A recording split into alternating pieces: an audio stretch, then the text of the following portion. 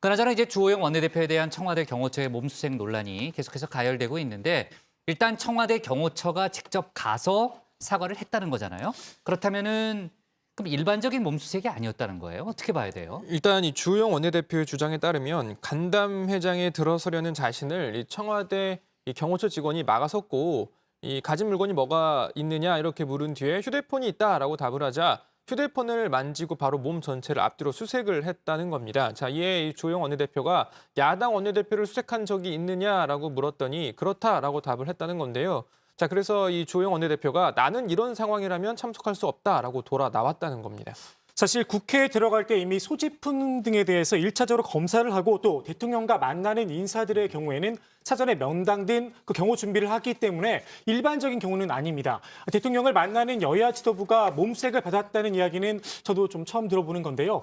이후 본회의가 열렸을 때 청와대 경호처 인사가 주호영 원내대표를 직접 찾아와서 실수를 해서 대단히 죄송하다 이렇게 사과를 했다고 합니다.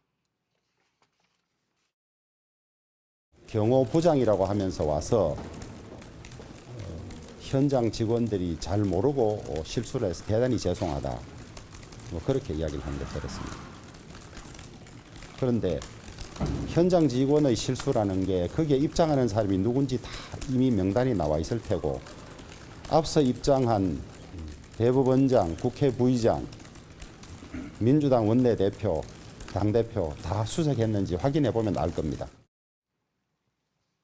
신 반장, 청와대의 설명은 어느 정도까지 나왔어요? 네, 경호처의 입장이 나왔는데요. 이 정당 원내대표는 원칙상 검색 면제 대상이 아니지만 뭐 당 대표와 동반 출입을 하는 등의 경우에는 경호 환경에 따라서 관례상 검색 면제를 실시해 왔다라고 했습니다. 그런데 면제 대상은 아니지만 관례상 면제를 네. 해왔다. 네, 그렇습니다. 그런데 오늘 상황에서는 이제 주호영 원내대표가 이제 다른 인사들이 모두 입장을 완료한 뒤에 홀로 환담장에 도착을 했고 대통령이 입장을 해서 환담이 시작된 상황이어서 경호 검색 요원이 지침에 따라서 이 스캐너로 상해를 검색을 하는 것이다라고 했고요. 자, 이에 경호처장은 현장 경호 검색 요원이 융통성을 발휘했으면 좋았을 것이라는 아쉬움과 함께 유감을 표했다라는 입장을 밝혔습니다. 근데 국민의힘 쪽에서요. 그래서 뭐 CCTV를 뒤진다 뭐 이런 얘기 있지 않았어요? 네, 그러니까 김태년 민주당 원내대표도 도대체 몸수색을 받은 거냐, 나만 네. 받은 거냐 맞아요. 확인하기 그런 위해서 주장을 했죠. CCTV를 보겠다라고 했는데 네. 실제로 봤다고 합니다. 아, 그래요? 네, 그래서 공람 결과를 조금 전에 공지를 했는데 네. 그 의장실 앞 사각지대에서 발생을 해서 네. CCTV 영상으로는 이제 김태년 원내대표는